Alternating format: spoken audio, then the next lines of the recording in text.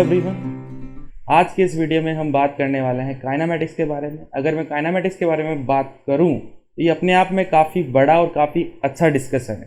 Kinematics को पढ़ने के बाद उसके आगे आने वाले कई चैप्टर में आपको काइनेमैटिक्स का यूज़ देखने को मिलता है, यानी कि जो उनके कॉन्सेप्ट्स होते हैं वो काइनेमैटिक्स के कॉन्सेप्ट से रिलेटेड होते हैं। इस बात का मतलब क्या है? इस बात का मतलब है कि अगर हमारा काइनेमैटिक्स कहीं से भी थोड़ा सा वीक रह जाता है तो आगे आने वाले चैप्टर में हमें डेफिनेटली प्रॉब्लम फेस करनी पड़ेगी, चाहे वो आपका क्लास 11th का टॉपिक हो, चाहे आपका क्लास 12th का टॉपिक हो। ये बात ही इस टॉपिक के इम्पोर्टेंस को इतना बढ़ा देती है कि हमें ये टॉपिक्स अच्छे से और ढंग से करना बहुत ज़्यादा ज़रूरी है।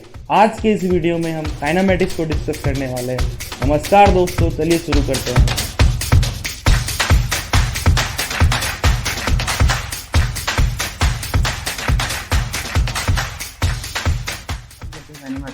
काइनेमैटिक्स को बेसिकली हमें दो पार्ट में पढ़ना होता है।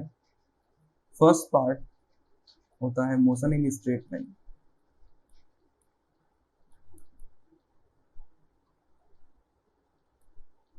मोशन इन स्ट्रेट लाइन के अंदर अपन उस मोशन को स्टडी कर रहे होते हैं जो एक सीधी लाइन, स्ट्रेट लाइन के अलॉन्ग होता है। जैसे कि मान लो कि कोई एक सीधी सड़क है, आपकी स्ट्रेट सड़क, स्ट्रेट रोड है जिसके ऊपर आपकी कार चल रही है, जो कैसा मोशन करेगी? स्ट्रेट लाइन में मोशन करेगी। या फिर दूसरा एग्जांपल मैं आपको समझाना चाहूँ कि आप किसी बॉल को डायरेक्टली सीधा वर्टिकल डायरेक्शन में ऊपर फेंकते हो तो ये बॉल सबसे पहले ऊपर जाएगी, फिर वापस नीचे आ जाएगी इसी लाइन के अलोंग।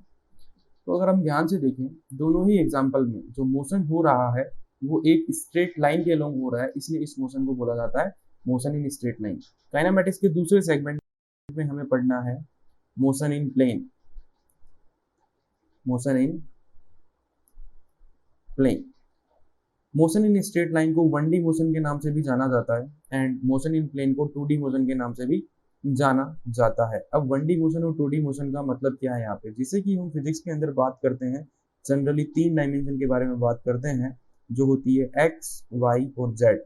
तो अगर पार्टिकल सिर्फ एक्स डायरेक्शन में मूव कर रहा है, या फिर पार्टिकल सिर्फ वाई डायरेक्शन में मूव कर रहा है, या फिर पार्टिकल सिर्फ जेड डायरेक्शन में मूव कर रहा है, तो हम बोलेंगे कि वो जो मोशन है वो है 1D मोशन, 1 डायमेंशनल मोशन। ठीक है।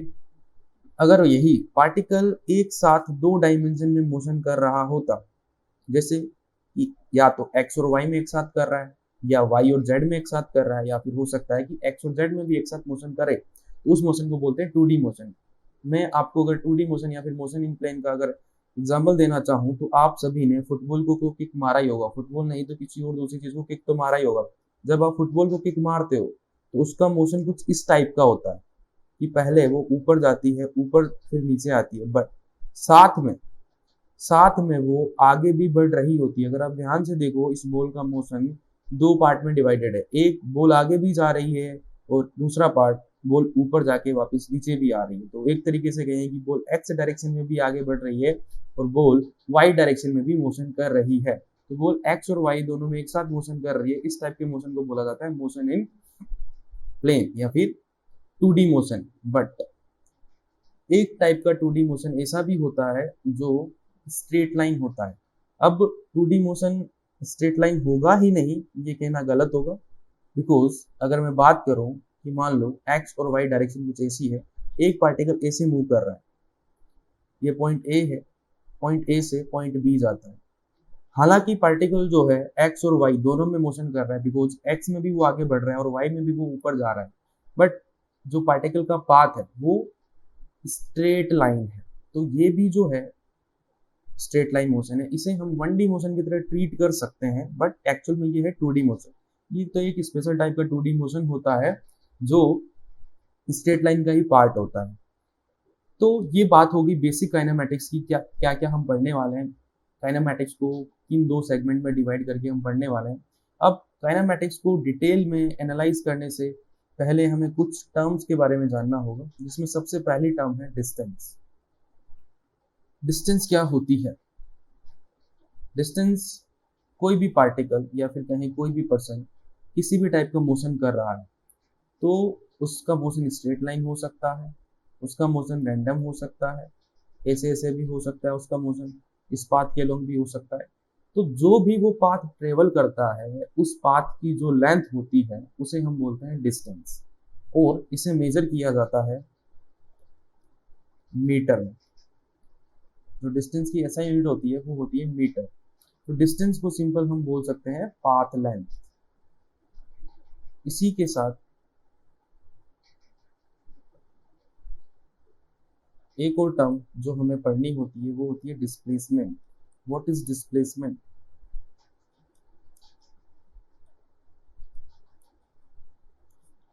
डिस्प्लेसमेंट, लेट सपोज कि किसी पार्टिकल ने मोशन स्टार्ट किया ए से और वो पहुंच गया बी पे।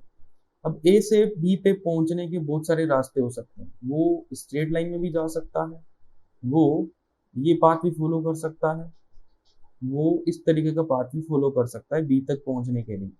तो अगर मैं बात करूं तीनों ही पाथ के अंदर, path number 1, path number 2 and path number 3, तीनों ही पाथ के अंदर पार्टिकल के द्वारा कवर की गई जो डिस्टेंस है वो अलग अलग है। बिकॉज अगर आप ध्यान से देखो तो जो पाथ लेंथ कवर हुई है तीनों ही पाथ के अंदर वो अलग अलग है। बट अगर मैं बात करूं ए और बी के बीच की शॉर्टेस्ट डिस्टेंस, सबसे छोटी डिस्टेंस कौन सी है? किसी भी दो पॉइंट के बीच की आपको सबसे छोटी डिस्टेंस निकालनी है तो उन दोनों को मिलाते हुए एक स्ट्रेट लाइन बना दीजिए, और उस स्ट्रेट लाइन की जो लेंथ होगी वही उन दो पॉइंट के बीच की शॉर्टेस्ट डिस्टेंस होगी। तो यही किस दो पॉइंट के बीच की शॉर्टेस्ट डिस्टेंस, यहाँ पे हमारे दो पॉइंट कौन से होंगे? अगर काइनेमेटिक्स में हम बात करेंगे, हमारे दो पॉइंट में से पहला पॉइंट होगा जहां से मोशन स्टार्ट हो रहा है, और दूसरा पॉइंट होगा जहां मोशन एंड हो रहा है, या फिर जहां से हम मोशन को ऑब्जर्व करना स्टार्ट कर रहे हैं, और फाइनल पॉइंट होगा जहां हम मोशन को ऑब्जर्व करना छोड़ रहे हैं। तो उन दो पॉइंट के बीच की शॉर्टेस्ट डिस्टेंस, यानी कि उन दोनों पॉइंट को मिलाती हुई एक स्ट्रेट लाइन, उसकी लेंथ, उसे हम बोलते हैं डिस्प्लेसमेंट। डिस्प्लेसमेंट को इस बात से फर्क नहीं पड़ता कि कौन सा पाथ फॉलो किया गया है। बट डिस्प्लेसमेंट की अगर मैं बात करूं कि डिस्प्लेसमेंट किस में मेजर करते हैं, आखिरकार ये तो है भी तो एक लेंथ। हम स्ट्रेट लाइन बनाएंगे, उसकी एक लेंथ मेजर करेंगे, तो ये भी मीटर में ही मेजर की जाती है। बट अगर मैं एक बेसिक डिफरेंस की बात करूं कि डिस्टेंस और डिस्प्लेसमेंट में बेसिक डिफरेंस क्या होता है, तो डिस्टेंस आपका होता है स्केलर। दो टाइप की फिजिकल क्वांटिटी होती है, एक होती है स्केलर फिजिकल क्वांटिटी, एक होती है वेक्टर फिजिकल क्वांटिटी। तो डिस्टेंस आपकी होती है स्केलर एंड डिस्प्लेसमेंट होता है आपका वेक्टर फिजिकल क्वांटिटी। अब तो नेक्स्ट चीज अपने को पढ़नी है वो है velocity. What is velocity? Generally आपने 9th क्लास के अंदर पढ़ा होगा कि velocity is simple ratio of displacement over time interval, this is known as velocity. But actual में ये होती है आपकी एवरेज वेलोसिटी, ये होती है आपकी एवरेज वेलोसिटी। लाइट, ये जो एवरेज वेलोसिटी होती है ये किसी टाइम इंटरवल के लिए डिफाइन की जाती है। बट अगर मैं किसी इंस्टेंट की बात करूं, किसी पर्टिकुलर इंस्टेंट पे किसी पार्टिकल की वेलोसिटी की बात करूं, उसे डिफाइन किया जाता है rate of change of displacement. Rate of change of displacement is known as velocity. इसे बोला जाता है आपकी instantaneous velocity. And rate of change of displacement को लिखने का, मैथमेटिकली लिखने का तरीका होता है dx/dt।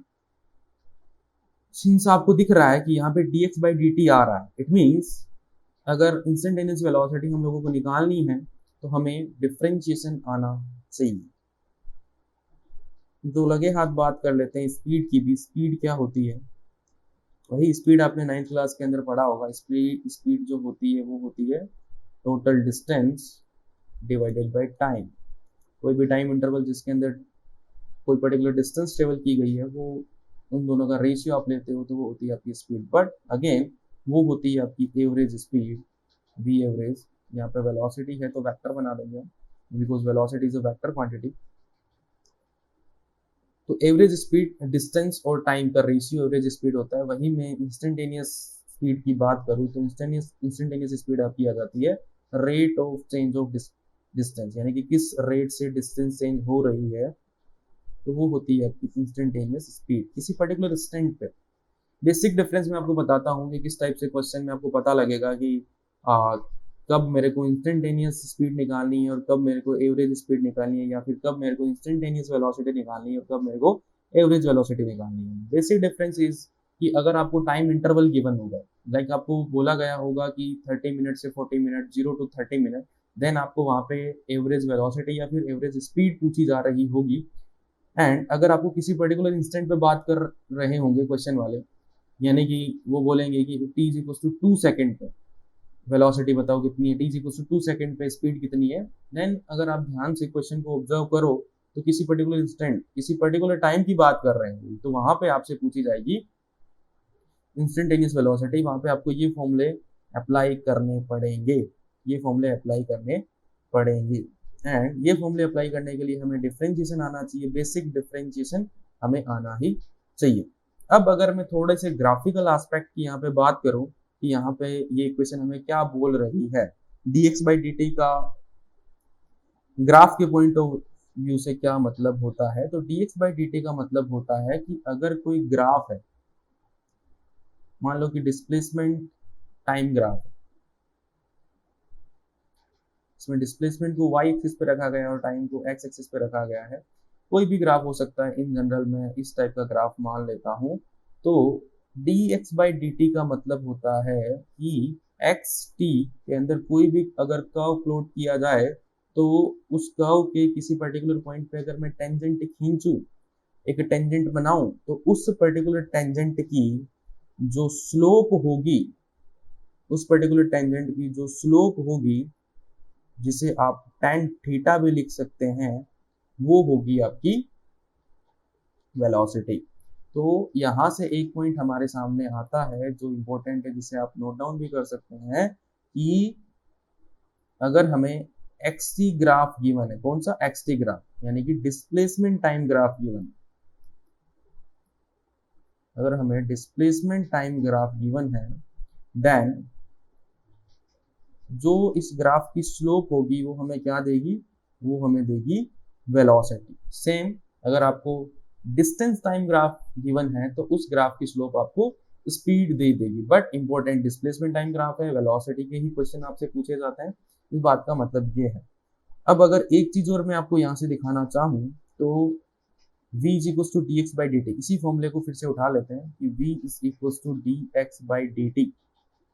अगर मैं इसे ध्यान से देखूं, मैं dx को लिख सकता हूँ v dt, एंड अगर मैं इसको इंटीग्रेट कर दूं तो dx इंटीग्रेट बन के ये x बन जाएगा, it means total displacement in a particular time interval, let's suppose time interval is t1 to t2। तो v का अगर हम t के रेस्पेक्ट में क्या कर दें, इंटीग्रेशन कर दें, तो आपको डिस्प्लेसमेंट मिल जाता है। अब यहाँ पे इसका मतलब क्या है, इसका भी एक ग्राफिकल एस्पेक्ट होता है। इसका ग्राफिकल एस्पेक्ट ये होता है कि अगर कोई vt ग्राफ आपको गिवन है, अगर कोई vt ग्राफ आपको गिवन है, तो vt ग्राफ मान लो कि आपको इस तरीके का vt ग्राफ गिवन है, तो vt ग्राफ का जो एरिया अंडर कर्व होगा, यानी कि t की साइड जो एरिया होगा, एरिया कहाँ से कहाँ तक का, जो टाइम इंटरवल अपने को गिवन है, उस टाइम इंटरवल में जो एरिया होगा, किसका एरिया, vt ग्राफ का जो एरिया होगा, जिसे आप कैलकुलेट कर सकते हैं, उस vt ग्राफ का एरिया हमें क्या देगा, उस vt ग्राफ का एरिया आपको देगा डिस्प्लेसमेंट। आई होप आपको बात समझ में आ रही होगी। जब हम क्वेश्चन डिस्कस करेंगे और अच्छे से आपको क्लियर होगा। जैसे कि यहीं पे मैं एक छोटा सा क्वेश्चन आपको करा देता हूं कि मान लो कि vt ग्राफ आपको इस तरीके का दिया हुआ है, इधर वेलोसिटी है, इधर आपका टाइम है, एंड ग्राफ आपको कुछ इस तरीके का दिया गया है। आपको साफ साफ पता लग रहा है जैसे जैसे टाइम बढ़ रहा है वेलोसिटी आपकी डिक्रीज हो रही है। मान लो कि यहाँ पे 0 है, यहाँ पे 5 है, एंड आगे कहीं 10 होगा। ये टाइम है आपका सेकंड के अंदर, और यहाँ पे 2 है, 4 है, यहाँ पे 6 आ रहा है, देन यहाँ पे 8 आएगा। इस तरीके से आपको ग्राफ गिवन है, एंड आपसे कोई पूछ ले कि 0 to 5 सेकेंड में, 0 to 5 सेकेंड में पार्टिकल कितना डिस्प्लेस हुआ, find displacement, find displacement between 0 to 5 second. तो कैसे कैलकुलेट करेंगे, जनरली अगर आपको ये प्रॉपर्टी पता होगी कि आपको area of VT graph, area under VT graph आपको डिस्प्लेसमेंट देता है, तो आप फटाक से ये एरिया निकाल दोगे। ये एरिया आप ट्राइंगल का एरिया निकालने का अगर आपको फॉर्मूला आता है तो ये कोई मुश्किल सवाल आपके लिए नहीं है। तो अगर इसका सॉल्यूशन अपने को लिखना है देन अपने को क्या करना पड़ेगा, डिस्प्लेसमेंट के लिए सिर्फ और सिर्फ इसका एरिया निकालना पड़ेगा, जो कि होगा इसकी साइड, ये वाली साइड हो गई आपकी 5 और ये वाली साइड हो गई 6। तो एरिया होता है 1/2 बेस इंटू हाइट 5 इंटू 6। अगर आप इसे सोल्व करेंगे तो आपके पास आएगा 15 मीटर। ये क्या आ गया, ये आ गया आपका डिस्प्लेसमेंट, ये आ गया आपका डिस्प्लेसमेंट बिटवीन 0 to 5 सेकेंड। तो इस तरीके से छोटे मोटे क्वेश्चन आप कर सकते हैं, ठीक है। बाकी डिटेल में क्वेश्चन, अच्छे अच्छे क्वेश्चन हम डिस्कस करेंगे। देन अब कुछ इंपॉर्टेंट पॉइंट या फिर आप कहो कि इंपॉर्टेंट क्वेश्चन के रिजल्ट हैं जो आपको याद रखने चाहिए, बिकॉज अगर मैं नीट की बात करूं तो डायरेक्ट क्वेश्चन इनसे हो जाते हैं एंड जेई के क्वेश्चन में भी ये हेल्प करता है। तो दो केस है हमारे पास। पहला केस जिसके अंदर मान लो कि कोई एक पार्टिकल है जो ए से अपना मोशन स्टार्ट करता है और उसे बी पे जाना है, और ए से बी की जो डिस्टेंस है वो है एक्स। बीच में कोई पॉइंट सी है जो इनके मिड पे है, तो ऑब्वियस सी बात है ए और सी के बीच की डिस्टेंस हो जाएगी x/2 एंड सी और बी के बीच की डिस्टेंस हो जाएगी a/2। कोई पार्टिकल यहाँ से या फिर कहें कि कोई बंदा यहाँ से चलना शुरू करता है, तो first half of its journey ये कवर करता है v1 से एंड सेकेंड हाफ कवर करता है v2 से। तो इसकी एवरेज स्पीड क्या होगी अगर वो हमसे पूछी जाए, तो हमें डायरेक्ट पता होनी चाहिए इसकी जो एवरेज स्पीड होगी वो होगी 2v1v2 divided by v1 plus v2। Average speed भी आपसे पूछी जा सकती है एंड एवरेज वेलोसिटी भी पूछी जा सकती है। देन ये सेम चीज होगी। यही क्वेश्चन आपको किस तरीके से पूछा जा सकता है कि पार्टिकल ए टू बी जाता है एंड v1 स्पीड से, देन वापस b टू ए आता है v2 स्पीड से, तब इसकी एवरेज स्पीड या फिर एवरेज वेलोसिटी तो इस केस में आपकी जीरो हो जाएगी, बिकॉज आपका डिस्प्लेसमेंट जीरो हो जाएगा। बट अगर एवरेज स्पीड आपसे पूछी जाए तो average speed again 2v1v2 divided by v1 plus v2। ये रिजल्ट डायरेक्ट याद रखें। इसी तरीके से इसको थोड़ा सा मॉडिफाई करके आपसे पूछा जा सकता है कि पार्टिकल को a टू b जाना है और a टू b की डिस्टेंस x है, बट इस बार मोशन को दो पार्ट में नहीं, तीन इक्वल पार्ट में डिवाइड किया गया है। लाइक फर्स्ट 1/3 ऑफ मोशन या फिर फर्स्ट 1/3 ऑफ टोटल डिस्टेंस जो कि होगी x/3, मान लो कि उसे v1 से कवर करता है एंड सेकेंड 1/3 डिस्टेंस को v2 से कवर करता है, थर्ड 1/3 डिस्टेंस को v3 से कवर करता है। तो उसकी एवरेज वेलोसिटी या फिर एवरेज स्पीड क्या होगी अगर ये पूछी जाए, तो उसका डायरेक्ट रिजल्ट आपको पता होना चाहिए, which is equals to 3v1 v2 v3। Then नीचे क्या करो, इनके दो दो जोड़े बना दो, like v1 v2 v1 v2 v2 v3 and v3 v1। this will be the average velocity or average speed। And ये क्वेश्चन आपसे और किस तरीके से पूछा जा सकता है, ये क्वेश्चन अगेन आपसे इस तरीके से पूछा जा सकता है कि पार्टिकल है वो a टू b जाता है, then again b to a जाता है, फिर a टू b जाता है। फर्स्ट टाइम v1 स्पीड से, सेकेंड टाइम v2 स्पीड से, थर्ड टाइम v3 स्पीड से। देन इस पूरी की पूरी जर्नी में उसकी एवरेज स्पीड क्या रही होगी, तो फिर से अगेन उसकी एवरेज स्पीड आएगी 3v1 v2 v3 divided by v1 v2 plus v2 v3 plus v3 v1। तो ये दो केस आप याद रखिएगा, काफी इंपॉर्टेंट केस है। डायरेक्ट रिजल्ट नीट के अंदर इसके डायरेक्ट क्वेश्चन आते हैं, आपको डेटा मिल जाएगा एंड डायरेक्ट अगर आपको फॉर्मूले याद होंगे तो 10 सेकंड के अंदर आप इस क्वेश्चन को सोल्व कर देंगे। तो ये हुई बात वेलोसिटी के बारे में। नेक्स्ट हम बात करेंगे एक्सेलरेशन के बारे में। एक्सेलरेशन क्या होता है?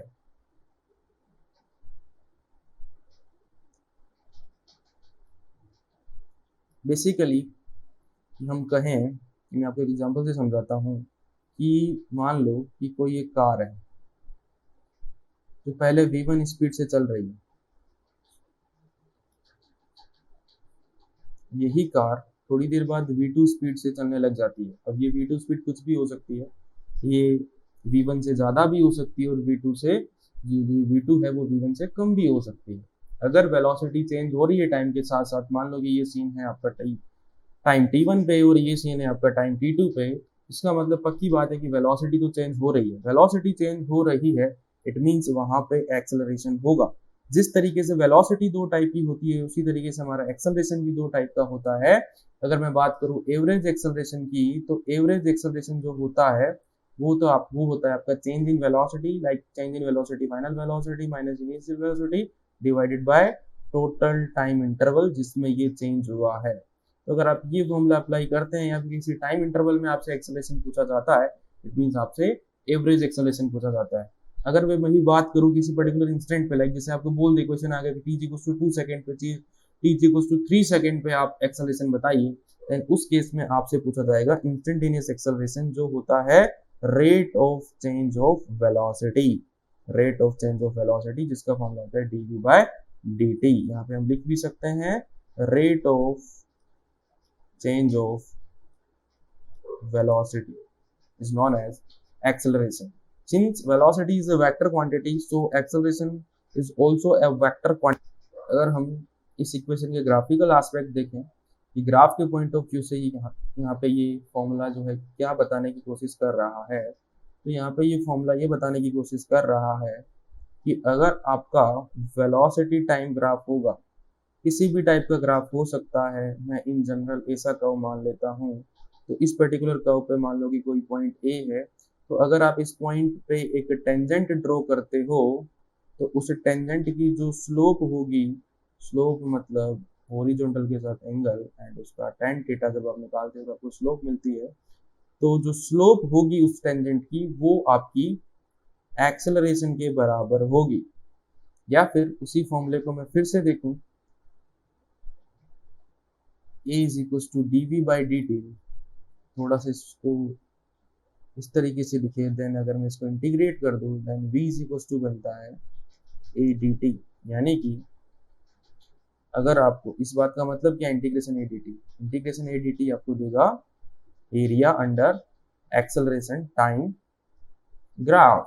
तो कहीं पे अगर आपको एक्सेलरेशन टाइम ग्राफ मिल जाए, कहीं पे आपको अगर एक्सेलरेशन टाइम ग्राफ मिल जाए, मान लो कि इस तरीके का एक्सेलरेशन टाइम ग्राफ मिल गया, तो आपको अगर यहाँ पे इंटरवल मिल जाए कि t1 से t2 में वेलोसिटी में किस टाइप का चेंज हुआ है, तो t1 से t2 तक का एरिया अंडर द at जो ग्राफ होगा वो आपको देगा वेलोसिटी, या फिर और अच्छे से बोलूं तो चेंज इन वेलोसिटी, वो आपको प्रोवाइड कर देगा उस पर्टिकुलर टाइम इंटरवल के अंदर।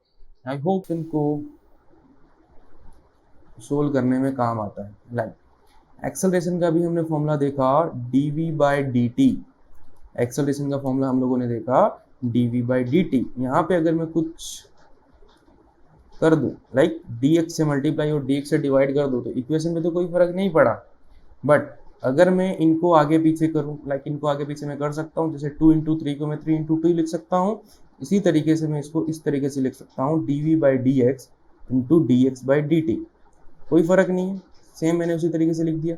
बट अगर आप ध्यान से देखो dx/dt ये है वेलोसिटी, इंस्टेंटेनियस वेलोसिटी, तो इसको मैं लिख सकता हूँ v dv/dx। तो ये आपका रिलेशन है एक्सेलरेशन, वेलोसिटी और डिस्प्लेसमेंट के बीच का, एक तरीके से देखें। और एंड जो a=dv/dt होता है वो आपका रिलेशन होता है एक्सेलरेशन, वेलोसिटी और टाइम के बीच का। ये दोनों ही फॉर्मूले बड़े इंपॉर्टेंट है, अलग अलग क्वेश्चन में अलग अलग तरीके से काम आते हैं। लाइक आपको कभी एक्सेलरेशन को रिप्लेस करना है, जिस पर्टिकुलर क्वेश्चन में आपसे वेलोसिटी में चेंज पूछा गया है, या फिर किसी पर्टिकुलर टाइम पे वेलोसिटी दे दी गई है और किसी और टाइम पे वेलोसिटी पूछी गई है और वहाँ पे आपका रिलेशन जो है वो डिस्प्लेसमेंट के साथ दिया गया है, देन हमारे ये फॉर्मूले बड़े ही काम आने वाले हैं। तो यहाँ तक हम लोगों ने डिस्कस किया डिस्प्लेसमेंट क्या होता है, डिस्टेंस क्या होता है, वेलोसिटी, स्पीड, एक्सेलरेशन, ये सारी बेसिक चीज़ें हमने कवर कर ली है। अब जो मेन पार्ट है इस चैप्टर का, इक्वेशन ऑफ मोशन, उनको डिस्कस कर लेते हैं। जैसा कि आप सभी जानते ही होंगे कि टोटल कितनी इक्वेशन है, total there are 3 equation of motion, जिनका डेरिवेशन मैं अभी यहाँ पे डिस्कस नहीं करूँगा, बिकॉज यहाँ पे हम टारगेट एग्जाम के पॉइंट ऑफ व्यू से बात कर रहे हैं। तो फर्स्ट इक्वेशन ऑफ मोशन होती है आपकी v is equal to u plus a t, जहाँ पे v है आपका फाइनल वेलोसिटी, u है आपका इनिशियल वेलोसिटी। अब फाइनल और इनिशियल वेलोसिटी का मैं थोड़ा सा कॉन्सेप्ट क्लियर कर दूँ, क्योंकि बच्चों के दिमाग में मिसकंसेप्शन होता है। फाइनल वेलोसिटी का मतलब होता है कि जब आप किसी पर्टिकुलर बॉडी के मोशन को ऑब्जर्व करना छोड़ रहे हो, एंड इनिशियल वेलोसिटी का मतलब होता है किसी पर्टिकुलर बॉडी के मोशन को आप ऑब्जर्व करना स्टार्ट कर रहे हो, उस टाइम पे उसकी वेलोसिटी क्या है, वो होती है इनिशियल वेलोसिटी। जब आप ऑब्जर्व करना छोड़ रहे हो, यानी कि किसी पर्टिकुलर मोशन को देखना छोड़ रहे हो, वो होती है आपकी फाइनल वेलोसिटी। यहाँ पे ए आपको साफ साफ पता लग ही रहा है कि ए यहाँ पे है एक्सेलरेशन और टी है टाइम। ये है फर्स्ट इक्वेशन ऑफ मोशन जो आपको वी यू ए टी में रिलेशन बताती है। इसी तरीके से सेकेंड इक्वेशन ऑफ मोशन जो displacement is equal to u t plus half a t square. Third equation of motion this is equal to v square is equal to u square plus 2as। मैं आपको यहाँ पे एक बात बताना चाहूँगा कि ये जो तीनों की तीनों इक्वेशन है वो यूनिफॉर्म एक्सेलरेशन के लिए वैलिड है। अगर आपने इनका डेरिवेशन अगर ध्यान से देखा होगा तो वेलोसिटी और टाइम का ग्राफ वहाँ पे स्ट्रेट लाइन बना होगा, वेलोसिटी टाइम का ग्राफ स्ट्रेट लाइन बना है, इट मीन्स एक्सेलरेशन कैसा है, यूनिफॉर्म। यूनिफॉर्म एक्सेलरेशन मतलब एक्सेलरेशन आपका वेरी नहीं कर रहा है थ्रू आउट द मोशन। उसी पर्टिकुलर केस में हम ये तीन इक्वेशन अप्लाई कर सकते हैं। तीनों इक्वेशन अप्लाई कर करके हम डिफरेंट टाइप के क्वेश्चन सोल्व करेंगे। एंड एक चीज़ और मैं आपको बताना चाहूँगा कि जो एक्सेलरेशन नेगेटिव में होता है, लाइक एक्सेलरेशन पॉजिटिव में होता है, तो हमारा पार्टिकल की जो स्पीड होती है वो इंक्रीज होती है। मैं लिख देता हूँ यहाँ पे, आप भी अगर इंपॉर्टेंट पॉइंट में नोट डाउन करना चाहें तो कर सकते हैं। इफ एक्सेलरेशन इज पॉजिटिव, अगर हमारा एक्सेलरेशन कैसा है, पॉजिटिव है, देन डेफिनेटली वेलोसिटी इंक्रीज करेगी। बट अगर हमारा एक्सेलरेशन नेगेटिव है देन वेलोसिटी डिक्रीज करेगी, वेलोसिटी डिक्रीज करेगी। एंड इस नेगेटिव एक्सेलरेशन को बोला जाता है रिटार्डेशन। क्वेश्चन में आपको देखने को मिलेगा, टर्म देखने को मिलेगी कि a car is retarded with 2 metre per second square. It means आपको फटाक से समझ आना है कि जो एक्सेलरेशन है वो नेगेटिव में, एक्सेलरेशन जो है वो नेगेटिव में है, जो कार की स्पीड या फिर किसी भी बॉडी की स्पीड को क्या करेगा, स्पीड या फिर बॉडी को स्पीड या फिर वेलोसिटी को क्या करेगा, डिक्रीज करेगा। आई होप आपको बात क्लियर हो रही होगी। इसी के साथ आगे बढ़ते हैं। आगे जो नेक्स्ट चीज़ अपने को इस पर्टिकुलर चैप्टर में कवर करनी है वो है motion under gravity.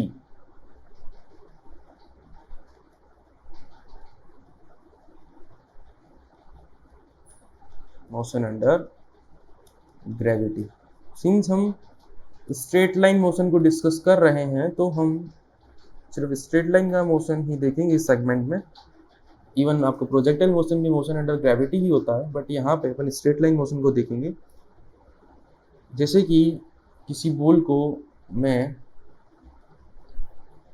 Vertical direction में कुछ वेलोसिटी दे दूँ, यानी कि ऊपर की तरफ फेंक दूँ, तो इसका पाथ कैसा होगा, ऐसे ऊपर जाएगी ये एंड वापस उसी पाथ पे नीचे आ जाएगी, तभी स्ट्रेट लाइन होगा, तभी ये मोशन कैसा होगा, आपका स्ट्रेट लाइन होगा। इस स्ट्रेट लाइन के अलोंग पहले ऊपर जाएगी फिर नीचे आ जाएगी।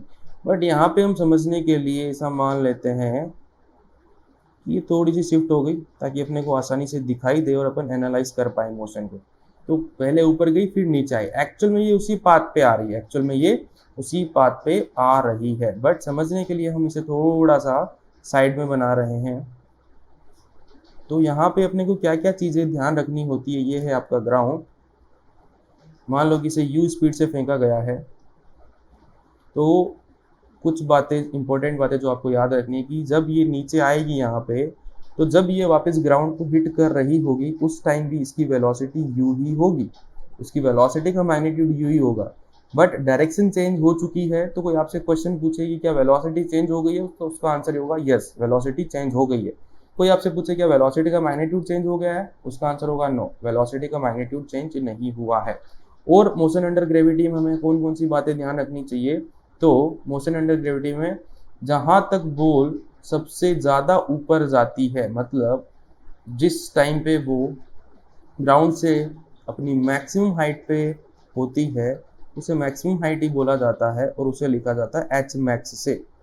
अब ये मैक्सिमम हाइट आपको इन टर्म्स ऑफ यू पता होनी चाहिए। सिंस मोशन अंडर ग्रेविटी पढ़ रहे हैं, इट मीन्स यहाँ पे एक ग्रेविटेशनल फोर्स की वजह से ग्रेविटेशनल एक्सेलरेशन, जिसे जी बोलते हैं अपन जनरली, जिसे 9.8 मीटर पर सेकेंड स्क्वायर या फिर हम 10 मीटर पर सेकेंड स्क्वायर इसकी वैल्यू यूज करेंगे, जैसा क्वेश्चन में सही रहेगा उस हिसाब से अपन इसकी वैल्यू को यूज करेंगे। तो जो एच मैक्स होता है, यानी कि जो मैक्सिमम हाइट, वो in terms of u and g आपको पता होनी चाहिए। सारे के सारे इंपॉर्टेंट फॉर्मूले में मैं लास्ट में लिख रहा हूँ, साइड में लिख रहा हूँ कि एच मैक्स क्या होता है। एच मैक्स होता है आपका यू स्क्वायर बाई 2g। ये आपको पता होना चाहिए कि अगर आप किसी बॉल को या फिर किसी पार्टिकल को यू स्पीड से ऊपर फेंको तो वो कितना मैक्सिमम ऊपर जाएगी, वो यू स्क्वायर बाई 2g ऊपर जाएगी। ठीक है, अब एक बात और आपको यहाँ पे पता होनी चाहिए, वो है time of flight. Time of flight का मतलब कि बॉल कितनी देर, मतलब ग्राउंड को छोड़ने के बाद और अगेन दूसरी बार ग्राउंड को हिट करने से पहले का टाइम, या सिंपल वर्ड में बोले तो कितनी देर बॉल हवा में रही, उसे बोलते हैं टाइम पीरियड। उसे लिखा जाता है कैपिटल टी से, जो कि होता है 2u/g, 2u/g। एंड ये यहाँ से यहाँ आने का टाइम है। अगर मैं नाम दूँ point A, point B, point C, A to B then B to C आने का टोटल टाइम है दिस। तो अगर मैं आपसे पूछूं कि पार्टिकल को अपनी मैक्सिमम हाइट तक पहुंचने में कितना टाइम लगेगा, या फिर इस क्वेश्चन को और किस तरीके से पूछा जा सकता है, आपको इस तरीके से भी पूछा जा सकता है कि पार्टिकल को मैक्सिमम हाइट से वापस ग्राउंड में आने में कितना टाइम लगेगा, तो वो टाइम लगेगा आपका t/2, time to reach at maximum height. Maximum height तक पहुंचने में कितना टाइम लगेगा, t/2, which is equals to u/g। u/g time लगेगा मैक्सिमम हाइट तक ऊपर जाने में। ठीक है, और क्या चीज़ें आपको पता होनी चाहिए, और कुछ हटके चीज़ें होती है, ये चीज़ें तो सभी पता रखते हैं। एक चीज़ होती है कि ये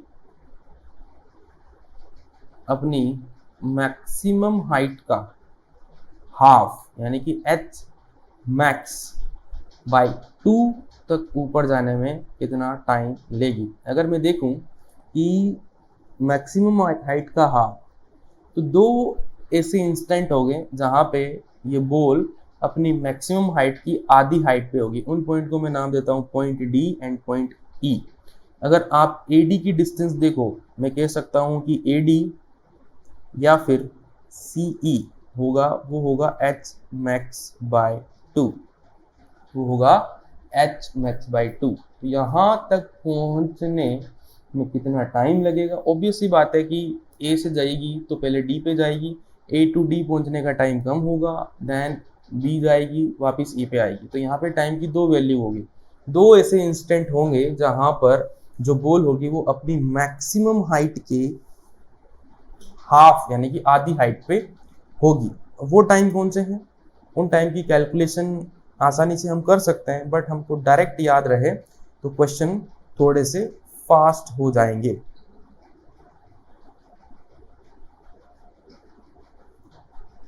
जो होता है, मान लेते हैं कि डी तक पहुंचने में t1 टाइम लगता है, तो t1 जो होता है वो होता है u/g 2 प्लस, सॉरी डी पे पहले पहुंचेगा 2 माइनस √2/2 एंड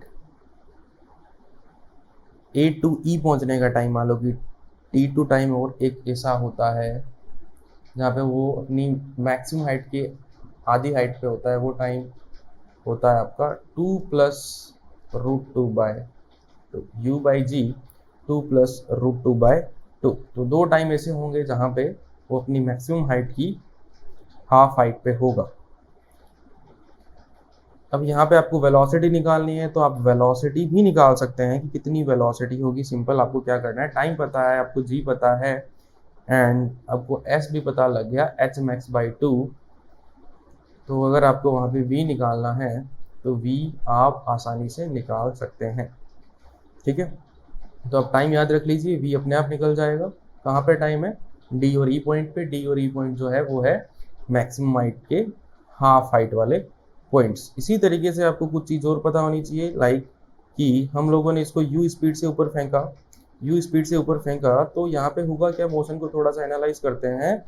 यहाँ पे वेलोसिटी थी u, या फिर बोले स्पीड थी u, यहाँ पे हुई जीरो, कहाँ पे, पॉइंट बी पे। देन वापस बढ़ना शुरू होगी, जब ये अगेन ग्राउंड को हिट करेगी तो उसकी स्पीड फिर से u हो जाएगी, यहाँ पे होगी स्पीड जीरो, ये पॉइंट है b, ये a, ये आपका c। तो बीच में कोई पॉइंट ऐसा भी होगा, बीच में कोई पॉइंट ऐसा भी होगा जहाँ पे इसकी स्पीड क्या हो जाएगी, जहाँ पे इसकी स्पीड हो जाएगी आपकी u की आधी।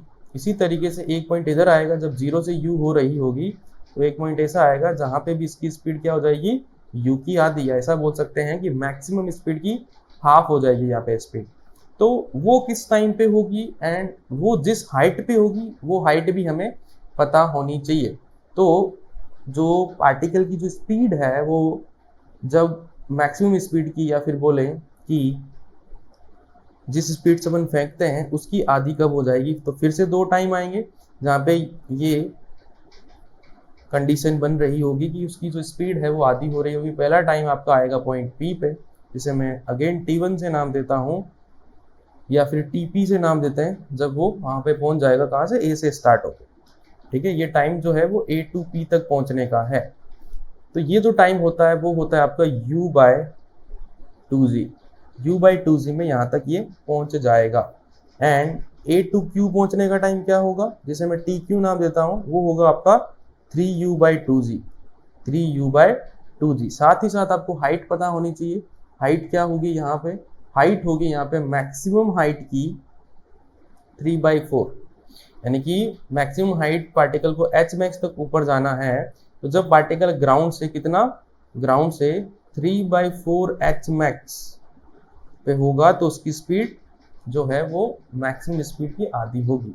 अब ये क्वेश्चन आपसे उल्टा भी पूछा जा सकता है कि जब हाइट जो है 3/4 h मैक्स की है, तो वहाँ पे स्पीड कितनी होगी, वहाँ पे स्पीड होगी U/2 होगी वहाँ पे स्पीड। तो ये एक्स्ट्रा लगते हैं अपने को, बट अगर अपने को ये याद होंगे तो क्वेश्चन काफ़ी इजीली सोल्व हो जाएंगे। इन सभी को डेराइव किया जा सकता है।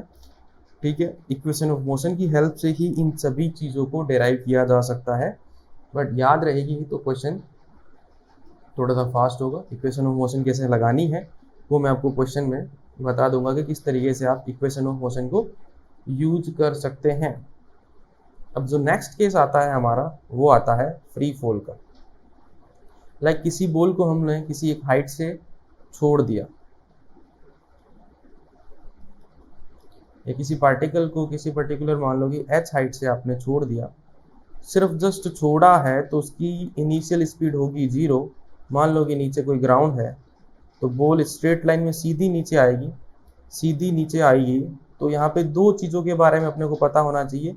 एक, जब वो ग्राउंड को हिट करेगी तो उसकी वेलोसिटी क्या होगी, एंड यहाँ से यहाँ आने में, इस पॉइंट को A नाम देता हूँ, इस पॉइंट को B नाम देता हूँ, A to B आने में उसको कितना टाइम लगेगा, और जब वो B पे आएगी तो उसकी स्पीड या फिर बोले वेलोसिटी क्या होगी। तो जब A to B आएगी तो इस पूरे प्रोसेस में जो टाइम लगता है उसे again upon time of flight बोलेंगे फ्री फॉल का, जो होता है √2h/g, जहाँ पे h है वो हाइट जहाँ से बॉल को रिलीज किया गया है, एंड g है आपका gravitational acceleration, and B point पे उसकी वेलोसिटी v मान लेते हैं। v होती है आपका √2gh।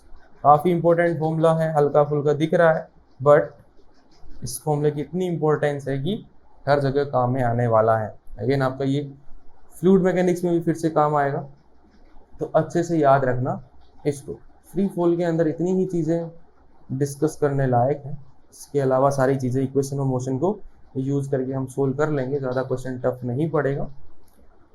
तो लास्ट सेगमेंट की बात कर लेते हैं। मोशन इन स्ट्रेट लाइन के अंदर जो लास्ट सेगमेंट है जिसके बारे में हमें बात करनी चाहिए, वो है रिलेटिव मोशन।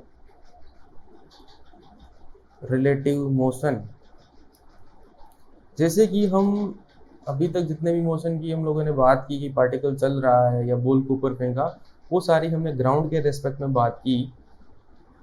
ग्राउंड को एक तरीके से या फिर बोलूँ कि अर्थ को एक तरीके से हम काइनेमेटिक्स के अंदर स्टेशनरी मानते हैं, हालांकि होता नहीं है, वो भी रिवॉल्व और रोटेट करता रहता है, अर्थ भी रिवॉल्व और रोटेट करती रहती है, बट हम काइनेमेटिक्स में क्या मानते हैं, उसे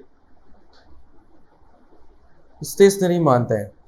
अब मान लो कि कोई दो कार चल रही है, ये कार ए है, स्ट्रेट लाइन में चल रही है, because upon motion in straight line discuss कर रहे हैं, वी ए स्पीड से चल रही है या फिर वी ए वेलोसिटी से चल रही है, और ये वाली कार वी बी वेलोसिटी से चल रही है, इस तरीके से। तो रिलेटिव मोशन के अंदर बात करेंगे रिलेटिव वेलोसिटी की। अगर मैं आपसे पूछूं या मैं यहाँ पे लिख दूं velocity of B with respect to A, इस बात का मतलब क्या है? इस बात का मतलब ये है कि जब आप कार ए के अंदर जाके बैठ जाओगे तो आपको कार बी का मोशन किस तरह का दिखाई देगा, या फिर बोलूं कि उसकी एक्चुअल स्पीड मान लो कि 20 मीटर पर सेकेंड है और कार ए की जो स्पीड है वो 10 मीटर पर सेकेंड है, तो जब आप कार ए में बैठ के कार बी को देखोगे तो आपको उसकी स्पीड कैसी दिखाई देगी, उसे बोला जाता है velocity of B with respect to A.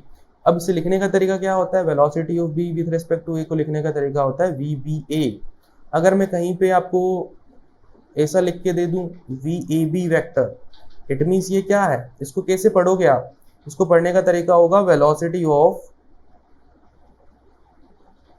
A with respect to b, यानी कि जब आप बी वाली कार में बैठ जाओगे, विथ रेस्पेक्ट टू बी मतलब बी वाली कार में बैठ के जब आप ए का मोशन ऑब्जर्व करोगे तो वो आपको कैसा दिखाई देगा। ये तो हुआ कि इसको लिखने का तरीका क्या होता है, कैसे पढ़ेंगे।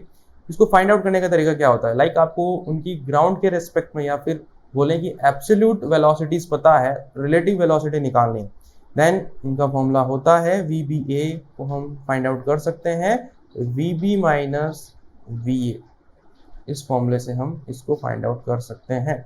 एंड वी ए बी को सिमिलरली मैं लिख सकता हूँ v a b is equal to velocity of a minus velocity of b, इस तरीके से आप फाइंड आउट कर सकते हैं।